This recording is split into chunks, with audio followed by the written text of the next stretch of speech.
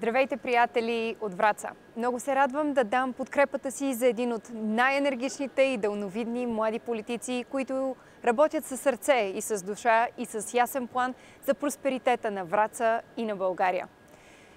Калин фокусира усилията си върху трите най-значими фактора за успешна и ефективна икономика и високо качество на живот.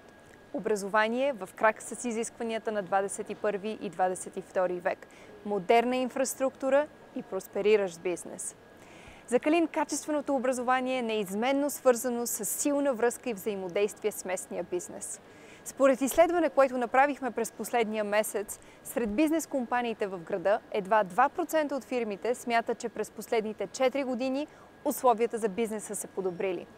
Това красноречиво показва, че е нужен нов подход, обединяващ фокуса върху образование, инфраструктура и бизнеса, който да предложи по-ефективна среда за конкурентен бизнес сектор в региона и в България.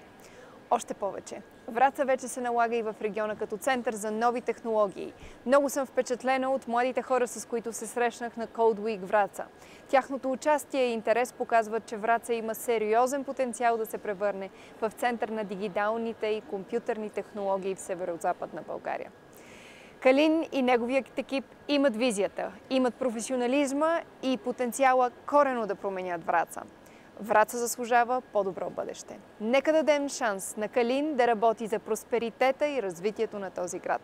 Враца има един силен съюзник и отличен лидер в лицето на Калин Каменов. Европа го подкрепя, подкрепете го и вие.